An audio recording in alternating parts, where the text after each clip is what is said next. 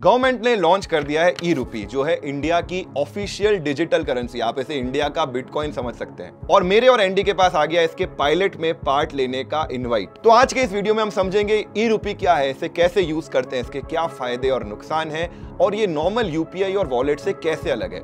इसके अलावा हम कई सारे एक्सपेरिमेंट्स भी करेंगे, जैसे कि इसमें क्या 2000 रुपए का नोट चलता है, इसमें छुट्टे कैसे मिलते हैं, क्या जो नोट मैंने एंडी को दिया उसके पास वही नोट पहुंचता है, एंड लास्टली जानेंगे कि क्या अब आरबीआई आपके हर एक ट्रांजैक्शन को ट्रैक कर पाएगा। तो वेलकम जागरूक जनता एलएलए के इस नए एपिसोड में, एंड लेट्स डिकोड ई रूपी।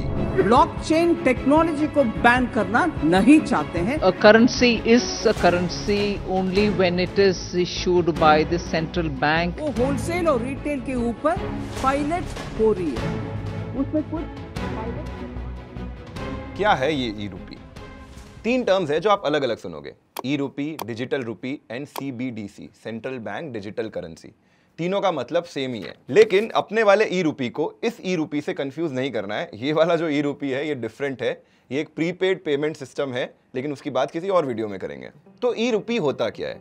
जैसे ये बैंक नोट है, इसी तरीके से ई रूपी भी एक सॉवरेन बैक्ड करेंसी है। इसका मतलब इसे आरबीआई इश्यू करता है और ये आरबीआई की बैलेंस शीट में एज अ लायबिलिटी दिखाई देती है। जिस तरह से आप ये नोट ले जाकर कहीं भी खरीदारी कर सकते हो, उसी तरीके से ई रूपी ले जाकर भी आप किसी को पेमेंट कर सकते हो, और इस देश के सारे नागरिक, establishment as well as government इस नोट का यूज करके अपनी वैल्यू को स्टोर करके रख सकती है। जिस तरह ये नोट एक लीगल टेंडर है, यानी कानूनी मुद्रा है। इसका मतलब आप ये नोट किसी को भी दोगे एज अ पेमेंट तो वो एक्सेप्ट करेगा, रिटर्न में आपको सामान देगा, बैंक के पास लेके जाओगे, 500 रुपये दोगे, 100 के 5 नोट मांगोगे तो बैंक आपको देगा।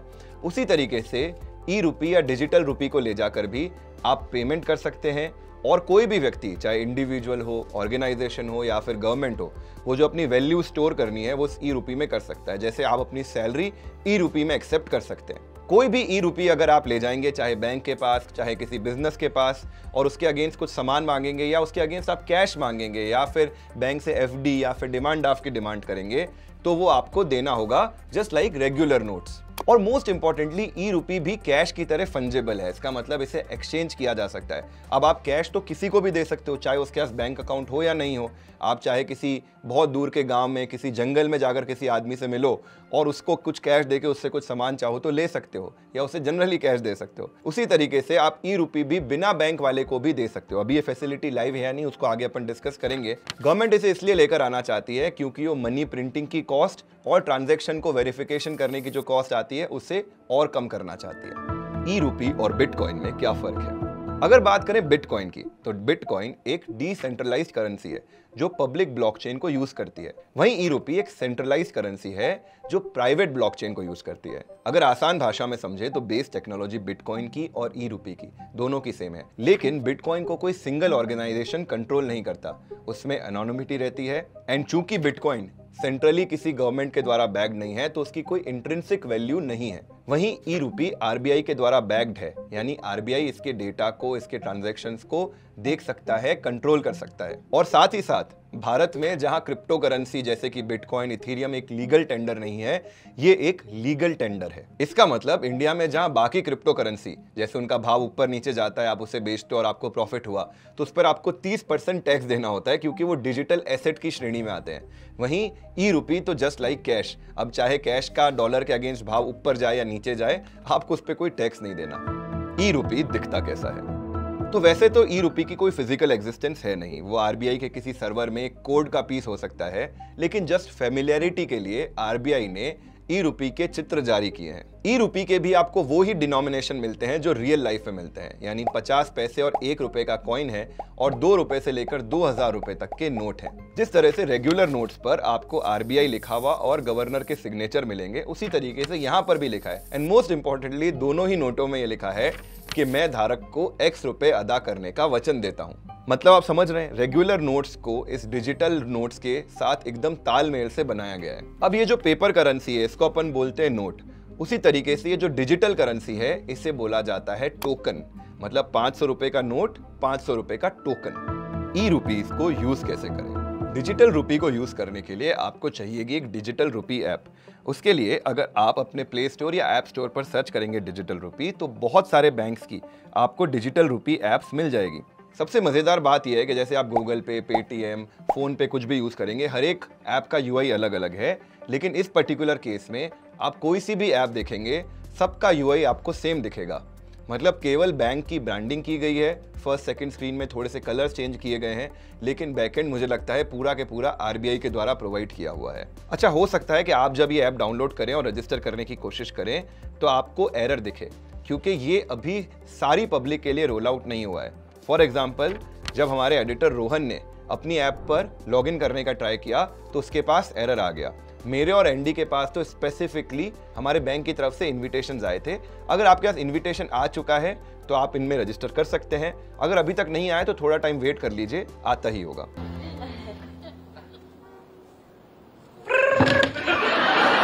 अच्छा, एक और बात, जब मैंने ICICI ऐप्स के डिजिटल रुपी के टर्म्स एंड कंडीशन पढ़े तो उसमें लिखा था कि this app can only be used by ICICI users, यानी आपका ICICI में कोई बैंक अकाउंट होना चाहिए तभी इस ऐप को यूज कर पाओगे। बट जैसी कि मेरी अंडरस्टैंडिंग है और आरबीआई ने भी अपने विजन डॉक्यूमेंट में लिखा है, ये एक फंजेबल टोकन है। इसका मतलब ये एक रेस्ट्रिक्शन नहीं होना चाहिए। इनफैक्ट किसी के पास बैंक में अकाउंट ना भी हो तब भी वो डिजिटल करेंसी एक्सेप्ट कर सकना चाहिए, तब इसकी रियल पावर सामने आएगी। रजिस्ट्रेशन प्रोसेस, ऐप डाउनलोड करने के बाद अपनी सिम को वेरीफाई करें, फिर ऐप आपसे बायोमेट्रिक पिन या फिर पैटर्न सेट करने को कहेगा। उसके बाद 6 डिजिट का वॉलेट पिन आपको ऐड करना है। नेक्स्ट ऐप में जिस भी बैंक की ऐप आपने यूज करी है, उस बैंक में आपके जितने भी अकाउंट्स हैं उस पर्टिकुलर नंबर से रजिस्टर्ड, वो आपको दिखाई देंगे। तो अपना अकाउंट सेलेक्ट करिए, अपने डेबिट कार्ड की डिटेल्स डालकर अपने अकाउंट को वेरीफाई करिए एंड दैट्स इट। तो ये आपका ई रुपी वॉलेट। मेरे इस वॉलेट में 10 रुपए हैं। जिस तरह से फिजिकल नोट पर आपको ये नंबर दिखाई देता है, उसी तरीके से हर एक ई रुपी पर भी आपको एक यूनिक नंबर दिखाई देगा। आप ये इस तरह से सीरियल नंबर देख सकते हैं। पैसा वॉलेट में ऐड करने के लिए आप लोड पर जाइए, कितना रुपए ऐड करना है वो या तो यहाँ पर मैनुअली आप टाइप कर सकते हैं, से 100 रुपीज़, या फिर आप जो वैल्यू की करेंसी ऐड करना चाहते हैं, चाहे 2 रुपये का एक, 5 रुपये का एक, 50 रुपये का एक, 100 रुपये का एक, और अगर कॉइन भी कुछ ऐड करना है तो ये मैंने 2 कॉइन भी ऐड कर दिए। And load digital rupee. आपको 2 ऑप्शन दिख जाएंगे, जो आपका लिंक्ड बैंक है आप डायरेक्टली उससे करना चाहते हैं या फिर अदर यूपीआई ऐप्स के थ्रू करना चाहते हैं। इसके अंदर यहाँ पर 2000 का नोट भी है, तो मैं चाहूँ तो 2000 रुपये का नोट भी अपने इस वॉलेट में ऐड कर सकता हूँ। तो चलो ये 2000 रुपये का नोट अपन ऐड कर देते हैं। तो देखो, अब मेरे वॉलेट में एक 10 रुपये का नोट है और एक ये 500 रुपये का नोट क्यों ऐड हो गया? ओह, 2000 का नोट ऐड किया तो 500 रुपये के 4 नोट ऐड हो गए। एक रीजन ये हो सकता है कि अभी अगर ये पहले फेज में रोल आउट किया होगा ना, before the 2000 rupee note got banned, तो तब होगा। तो अब जिसके पास वो 2000 के नोट ई रुपी में पड़े हैं उससे आ सकते हैं, लेकिन अब आप नहीं खरीद सकते। हाँ, तो ये रोहन ने अच्छा सजेशन दिया है कि हो सकता है क्योंकि ये 2000 नोट डिमोनेटाइज होने से पहले से ही ये ऐप आ गई थी, तो हो सकता है कुछ दुकानदारों के पास या कुछ यूजर्स के पास ऑलरेडी इसमें 2000 के नोट हों, तो उनसे हमारे पास ज़रूर आ सकता है, लेकिन अब हम और बैंक से नहीं ले सकते 2000 के नोट। अच्छा, एक और चीज़ ट्राई करते हैं, जैसे कि अपन पेटीएम में 13 रुपये 25 पैसे भी ऐड कर सकते हैं, तो क्या इसमें ऐसा कुछ अमाउंट ऐड कर सकते हैं क्या? 13 पॉइंट मैं 25 ऐड करने की कोशिश करता हूँ। तो जनता, मेरे पास मैंने 13 रुपये 25 पैसे मांगे थे, लेकिन 13 रुपये ही हुए, तो मुझे लगता है वो नियरेस्ट 50 पैसा डिनोमिनेशन में इसको राउंड ऑफ कर देता है। तो ये पूरे पैसे मैंने रिडीम करने के लिए सारे नोट सेलेक्ट कर लिए और मैंने रिडीम पर क्लिक किया, अपना अकाउंट सेलेक्ट किया एंड रिडीम पर क्लिक किया। कौन कौन से नोट कितने आ रहे हैं वो डिटेल आ गई मेरे पास, और ये मैं रिडीम कर रहा हूँ। रिडीम करने के लिए भी पिन डालना पड़ेगा। गए पैसे बैंक में। तो जनता, अपन को ये समझ आ गया कि इसमें 2000 रुपये का नोट आता नहीं है, बस दिखता है, और ये भी समझ आ गया कि 50 पैसे के मल्टीपल में इसमें पैसे लोड किए जा सकते हैं। अब एक ट्रिविया आपसे पूछता हूँ, तो जनता ये बताओ, अगर मुझे 50 पैसे से लेकर 500 रुपये तक के जितने भी नोट्स और सिक्के हैं, जैसे 50 पैसे का सिक्का, 1 रुपये का सिक्का, फिर 2 रुपये का नोट, 5 रुपये का नोट, 10 रुपये का note and so on till 500 रुपये का नोट, सारे ही एक ही ट्रांजैक्शन करके इसमें लोड करने हैं, तो वो मिनिमम नंबर क्या होगा जितना मैं लोड करूं और मेरे पास सबके एक एक नोट आ जाएं? तो 1 मिनट वीडियो पॉज करो, नीचे कमेंट करो पहले नंबर क्या आपके हिसाब से है, फिर मैं आगे आंसर बताता हूं। तो मेरे हिसाब से अगर मैं 888 रुपीज 50 पैसे ऐड करता हूं तो मेरे पास सारे नोट्स और सारे कॉइन एक एक आ जाने चाहिए, क्योंकि 500 से लेकर 50 पैसे तक की अगर हम जोड़ करें तो वो 888 रुपीज 50 पैसे होता है। Let's try. तो लोड पर जाके मैं डाल देता हूँ 888 रुपीज 50 पैसा, ठीक है। बैंक से डालते हैं, ये आ गए हैं मेरे पास, done. Now let's see the wallet. तो 2 रुपए का एक नोट, 5 रुपए का एक नोट, 10 रुपए का एक नोट, 20 रुपए का एक नोट, 50 पैसे का एक टोकन और 500 रुपए का एक टोकन, सारे एक एक आ गए। तो शगुन के 888 रुपए 50 पैसे। आप चाहो तो मुझे भी भेज सकते हो। तो चलो अब पैसे भेजने का ट्राई करते हैं और पैसे भेजने के लिए बुला लेते हैं एंडी को, क्योंकि भेज के कहीं उधर भाग ना जाए, यहीं बिठा लेता हूँ पास में। तो जब तक एंडी आ रहा है, इस वीडियो को लाइक कर दो अच्छा लग रहा है तो, और हमारे दोनों न्यूज़लेटर्स द सक्सेस सर्कल जो एम्प्लॉयज़ को बनाता है, जागरूक हर मंडे आता है, एंड फ्यूचर एंड एआई, दोनों को सब्सक्राइब कर लो, बहुत वैल्यू मिलने वाली है, कंप्लीटली फ्री है, लिंक पिन कमेंट में। तो पैसे भेजने के लिए सिंपली आपको जाना है सेंड ऑप्शन में। आपको 2 ऑप्शन मिलेंगे, या तो आप QR कोड स्कैन कर सकते हो या कॉन्टैक्ट नंबर से भेज सकते हो। कॉन्टैक्ट नंबर अगर आप सर्च करोगे तो वही व्यक्ति को भेज पाओगे जिसके पास एक डिजिटल वॉलेट हो। फॉर एग्जाम्पल इसमें मैं रोहन सर्च कर लेता हूँ और रोहन को भेजने के लिए वेरीफाई करने की कोशिश करता हूँ। तो यहाँ पे एरर आ जाएगा कि भाई रोहन के पास डिजिटल वॉलेट है नहीं, एंडी के पास है लेकिन भेज नहीं रहा, अभी उसको आने दो पहले। 12 seconds later. आ जाए एंडी।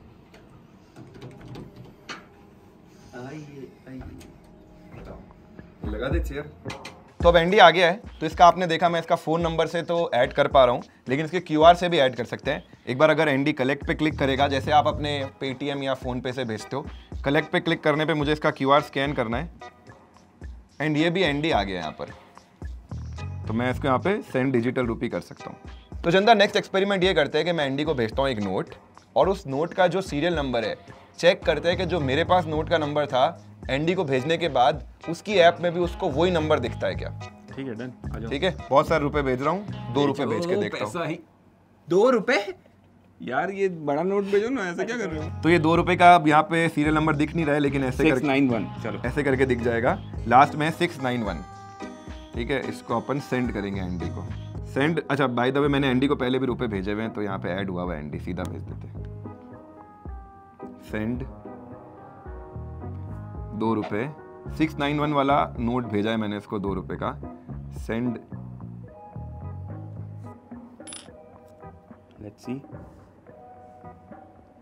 आ गए मेरे पास 2 रुपए। मैं जाता हूँ अपने वॉलेट में, और यस 691 वाला ही नोट मेरे पास इसको ऐसे तू ऐसे कर दे, 691। तो मेरा 2 रुपए का नोट गया और एंडी का सेम नोट आया है। अब मान लो मुझे एंडी को 2 रुपए नहीं, उससे बहुत ज्यादा 4 रुपए देने हो, तो मैं कैसे दूंगा, क्योंकि मेरे पास मिनिमम नोट है 5 रुपए का। तो इस केस में ये होगा कि जो मेरा 5 रुपए है वो जाएगा मेरे बैंक के पास, बैंक से 4 रुपए जाएंगे एंडी के पास, और जो चेंज बचेगा वो मेरे पास आ जाएगा। मतलब ये डिनोमिनेशन का जो नोट है वो बैंक में डिपॉजिट हो जाएगा, और बैंक से 2 अलग अलग नोट या कॉइन या जो भी चेंज है वो रेस्पेक्टिवली एंडी के पास जाएंगे, और रिटर्न का चेंज मेरे पास आएगा। Let's try. 4 रुपए।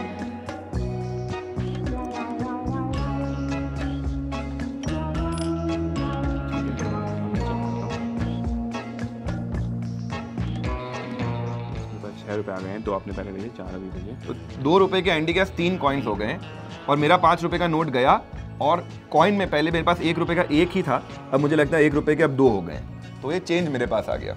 एंड यहाँ पे आप अपना बैलेंस भी देख सकते हो। तो एंडी को टोटल मिला के मैंने 6 रुपए भेजे हैं, तो 888 रुपीज़ 50 पैसे से घट के अब ये हो गया है 882 रुपीज़। अच्छा, अब लास्ट एक्सपेरिमेंट करके देखते हैं। मैं इसी QR कोड को यूज़ करते हुए एंडी को पेटीएम या गूगल पे पर पेमेंट करने की कोशिश करता हूं उसके QR पे।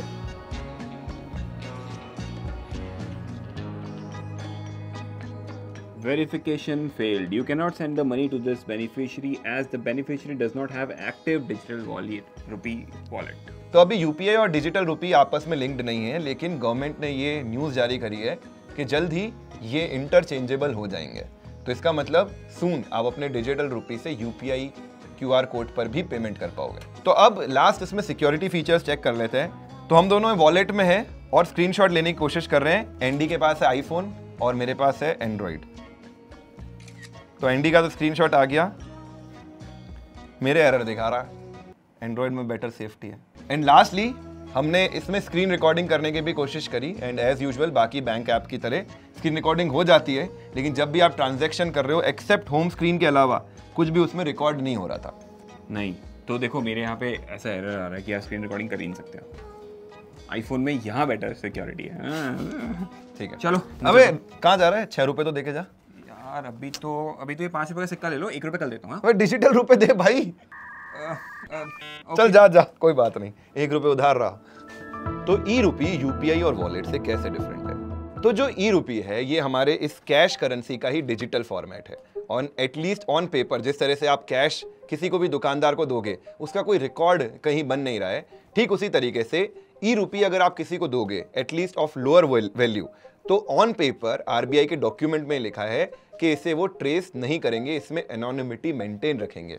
लेकिन यूपीआई या वॉलेट में आपके पास सारा डेटा जो होता है वो उस थर्ड पार्टी कंपनी के पास, चाहे तो गूगल पे के पास, चाहे तो पेटीएम के पास स्टोर होता रहता है। एंड टेक्निकली आपको डिजिटल रुपी भेजने के लिए बैंक अकाउंट की भी जरूरत नहीं है, लेकिन वॉलेट या यूपीआई के केस में बैंक अकाउंट से ही ट्रांजैक्शंस हो रहे होते हैं। तो कई मायनों में ये यूपीआई और वॉलेट से एक कदम आगे है। ई रूपी के बेनिफिट्स। तो पहला बेनिफिट, इस देश में अभी भी बहुत सारे ऐसे लोग हैं इवन जनधन अकाउंट्स के बाद भी जिनके पास अभी भी एक बैंक अकाउंट नहीं है। थ्रू डिजिटल रुपी उनको मेन बैंकिंग इकोसिस्टम में लाया जा सकेगा जिससे वो ऑनलाइन ट्रांजैक्शन कर पाएंगे बिना बैंक अकाउंट के हुए भी। इसके अलावा आरबीआई जो हर साल हजारों करोड़ रुपए खर्च करती है, जैसे लास्ट ईयर 5000 करोड़ रुपए, उससे पहले 4000 करोड़ रुपए कैश मैनेजमेंट एंड प्रिंटिंग में, वो पूरा खर्चा इससे कम हो जाने वाला है, बहुत कम हो जाने वाला है। थर्ड बेनिफिट, बाकी सारे पेमेंट सिस्टम्स के कंपैरिजन में, चाहे आप डेबिट कार्ड, क्रेडिट कार्ड ले लो या फिर ऑनलाइन ट्रांजैक्शन ले लो, उनके कंपैरिजन में ई रूपी के ट्रांजैक्शन को वेरीफाई करने के लिए जो एनर्जी खर्च हो रही है, जो बिजली लग रही है, वो रिलेटिवली कम है। और जब ट्रांजैक्शन इतने ज्यादा हो रहे होते हैं तो वो सेविंग सिग्निफिकेंट हो जाती है।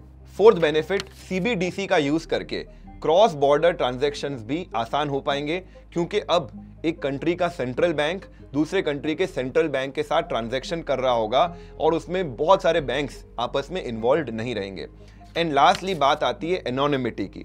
मतलब जैसे आप 500 रुपए का नोट किसी को देते हो और उसे कहीं ट्रैक नहीं किया जा सकता आपने किसको दिया, वो नोट कहाँ गया, उसी तरीके से at least for lower value transactions RBI ने बोला है कि वो ट्रांजैक्शन ट्रैक नहीं होंगे। तो अगर आप वॉलेट या यूपीआई से समझे तो थोड़ी सी एनोनिमिटी ज्यादा है, लेकिन अगर आप इसे कंपेयर करें प्योरली कैश से तो वहां पर वो एनोनिमिटी नहीं है, क्योंकि ये तो आरबीआई ने बोल रहा है अगर वो चाहें तो सारे ट्रांजैक्शन है तो उन्हीं के पास, वो इंडिविजुअली ट्रांजैक्शन ट्रैक कर सकते हैं। इनफैक्ट ये भी ट्रैक कर सकते हैं कि ये जो पर्टिकुलर 10 रुपए का सीरियल नंबर का नोट है ये किस तरीके से कहाँ कहाँ गया है और उसका ओवरऑल क्या रास्ता रहा है। फॉर एग्जाम्पल, मैंने 10 रुपए का नोट एनडी को दिया, एनडी ने रोहन को दिया, रोहन ने मनदीप को दिया और से मनदीप ने मुझे वापस दे दिया। तो ये पूरी चेन आरबीआई अपनी ब्लॉकचेन में ढूंढ सकेगा। तो जनता, जाने से पहले फिर आपसे रिक्वेस्ट कर रहा हूं, अगर अभी तक आपने एलएलए के न्यूज़लेटर्स को सब्सक्राइब नहीं किया है तो हमारे 2 न्यूज़लेटर्स हैं। द सक्सेस सर्कल जो एम्प्लॉइज को बनाता है जागरूक, आता है हर मंडे सुबह 8 बजे और टैक्सेशन से लेकर सैलरी तक कई सारे विषयों पर बात करता है। इसके अलावा हमारा दूसरा न्यूज़लेटर है द फ्यूचर एंड एआई। उसमें हम बात करते हैं कैसे एआई से आप अपनी जॉब को बचा सकते हैं और एआई को यूज करते हुए कैसे अपने काम को आसान बना सकते हैं। दोनों ही न्यूज़लेटर कंप्लीटली फ्री है। न्यूज़लेटर सब्सक्राइब करने का लिंक आपको पिन कमेंट में मिल जाएगा। जाने से पहले वीडियो को लाइक जरूर करें, अगर एलएलए को सब्सक्राइब नहीं किया है तो जरूर कर लें, क्योंकि अभी तक 60% ऑडियंस हमारे वीडियोस देखती है लेकिन फॉलो नहीं करती, सब्सक्राइब नहीं करती। एंड लास्टली, अगर वीडियो अच्छा लगा है तो इसे अपने फैमिली व्हाट्सएप ग्रुप में, अपनी स्टोरीज में जरूर शेयर करें। चलिए मिलते हैं एक और एलएलए के एपिसोड में, तब तक के लिए जय हिंद।